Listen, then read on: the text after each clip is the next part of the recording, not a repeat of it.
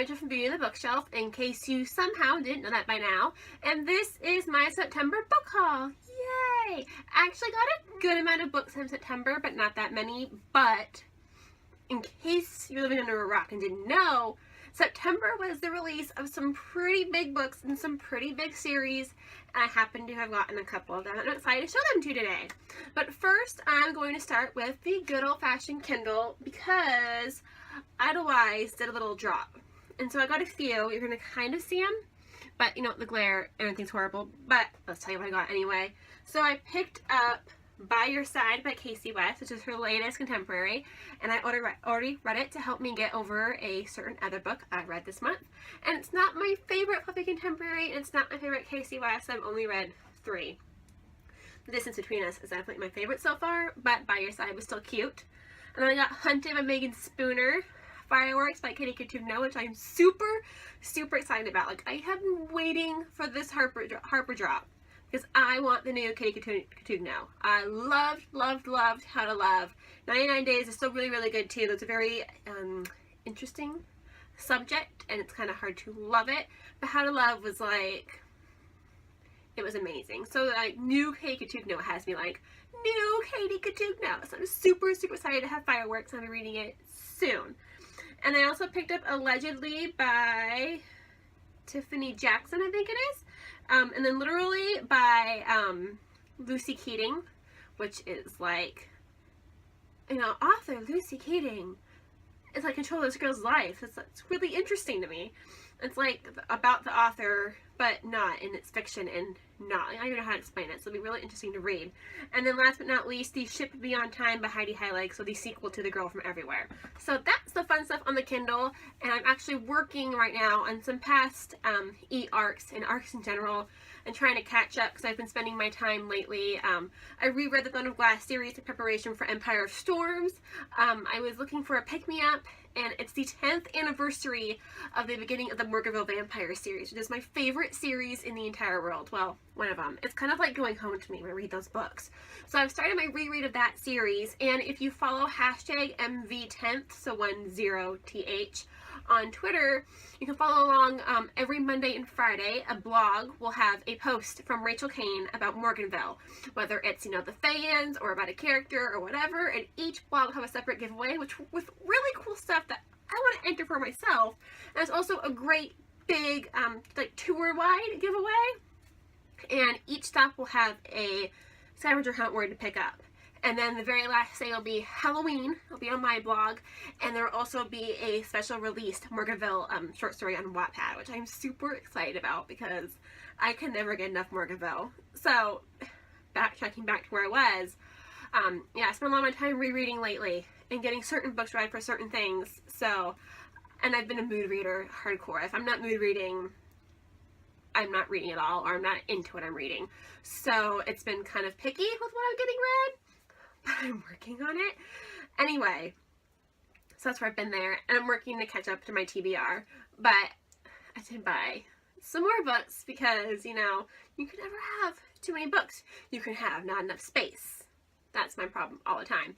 But I did make a stop at Half Price Books, which I should not have done. I know better.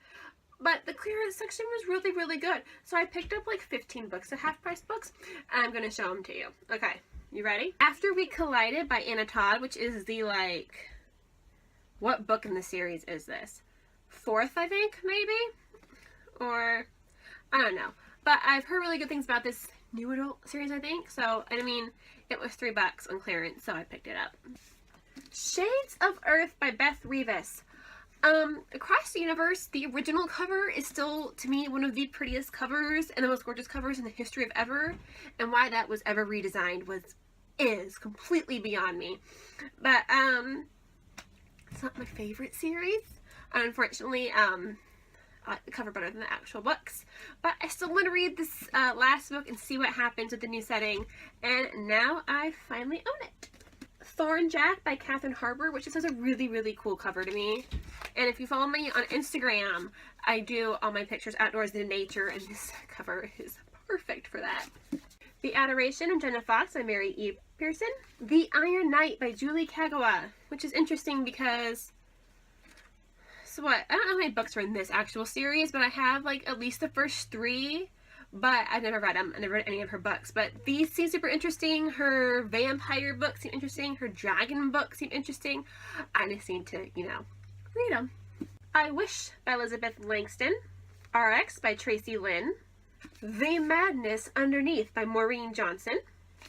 And I have not read the first book yet. Oops, but I've heard it's really good, like thrillery stuff. And I really like thrillers. I don't know if I've heard it's kind of like Sherlockian, and those don't always go the best for me, so we'll see. After Obsession by Carrie Jones and Stephen E. Weddle. Maggot Moon by Sally Gardner, which looks really interesting because, I mean, the title, Maggot Moon, whatever the hell that is. And there's like, it's like, okay, there's like these little like drawings kind of in there, and that's really cool to me. I like that kind of stuff. The UK edition of End of Days by Susan E., which I've totally already read, and it actually wasn't my favorite in the series, which totally bummed me out because these books are really, really good. And I was like, do I need the UK version? Probably not, but it's $2. I'll do something with it. So I picked it up. Books 3 and 4 in the Vanished series by May Cabot. So, Safe House and Sanctuary. I haven't read these. I have read the Mediator series, which is fantastic, and I love that one. Also by May Cabot, Pants on Fire. Liar, liar, pants on fire. Perfect Scoundrels by Allie Carter. And I haven't read any of her books either. Oops. But now I think I have all 3 of these. The other 2 are just in storage with my other books. So. And last but not least from Half Price Books, A Great and Terrible Beauty by Libba Bray. So now I think I own the complete trilogy. And this is the first one, I think. I read this years ago, and I think I did okay. I don't really remember. It's been a long time. Who knows? I was part of the blog tour for Furthermore by Tahara Mafi, and I posted about how to make your own fox rock. So, you know, take the fox from the cover and paint it onto a rock and make your own cool little decor thing. But with that, I got an arc of Furthermore, so thank you to Penguin. I have a finished copy too, and I haven't read it yet. And it sucks because I really want to. It looks really fun and magical. I mean, look at that cover. It's just so fun and colorful. And I really loved her Shatter Me series. This is clearly going to be different than Shatter Me series. It's middle grade. Things can't happen here that could happen in that, but I'm really looking forward to reading it. And I have yet to read a middle grade book that I didn't really like. So, I hope this doesn't break that. On Books for Trade, I got an arc of The Sleeping Prince by Melinda Salisbury to match my arc of The Senator's Daughter. And I can finally read The Sleeping Prince and see what mean thing Melinda's going to do next. Because she's not the nicest with her books. She's not. She's mean. Another book I got from Books for Trade is the one and only Sticks of Crows by Leigh Bardugo. I'm wanting to read this because, okay, well, first of all, hot damn. Like, porn alert, basically. Look at those black pages. Like, it's gorgeous. It's very aesthetically pleasing. And I saw it on there and I picked it up, so I've been wanting to read this. Even though the Shadow and Bone series is not my favorite series. I read the first 2 books. The first one was good. It was okay. It was before I really got into any fantasy novels. Siege and Storm was a big struggle for me. The saving grace was really Stormhond and Prince Nikolai. Otherwise, it just didn't work the best for me, and I put off Ruin Rising. Just didn't quite have time for it. I wanted to see why everybody freaked out, you know, but didn't quite work out. But I finally read it, so I could read this, and actually it went better than I thought it would. And then I read Sticks of Crows, and since I read Sticks of Crows, and since Leigh Bardugo is going to be here for the Ferris Reads tour, that's another book I had to buy. Crooked Kingdom, also by Leigh Bardugo, which I have read, and we're not going to talk about it because it's going to get spoilery and other things that I can't say because of spoilers. So, but look at the red. It's really, I mean, look at these books. I mean, I don't understand why all books have this kind of design. If you get the Target edition of Crooked Kingdom, you can get the poster with characters on the back, which is nice. Last but not least is what is for me the biggest release of the year. Sure, I was looking forward to a few other books. I'm still waiting on Bad Blood by Jennifer Lynn Barnes, the unfortunate last book in the fantastic Natural series. And I was looking forward to A Court of Mist and Fury a little bit, and now I'm like dying for the 3rd book because A Court of Mist and Fury blew it out of the park. But my book of the year was Empire of Storms. First and foremost, though, I had to get the Throne of Glass coloring book, which is actually really cool. Most of the characters aren't how I picture them at all, but there's some pretty cool art and stuff going on. I don't know if I'll actually color it. I'd buy a separate copy. I wouldn't I'd keep it separate. You don't color your collecting stuff. I don't know. But, of course on September 6th, my life was all about one thing and one thing only. Empire Storms. And Empire Storms. And Empire Storms. Yeah, I'm a psycho bitch, basically. So I pre-ordered the regular copy from Amazon. I wanted a regular one to match my other ones. I'm like, hey, every other version I have is the regular version. This has to match, right? Okay, copy 1. Copy 2, Target edition. Because I couldn't pick between short stories and what fan art it was. I didn't know what they're going to be, and I can't have one, not the other. So Target edition. And then also the Barnes & Noble edition. And also, because I'm not done, I'll be getting the regular UK edition at some point. And then I also have a friend sending me the W.H. Smith special edition of Empire Storms, assuming the person who's been stealing my mail doesn't take that too. And then I'll be really, really, really mad.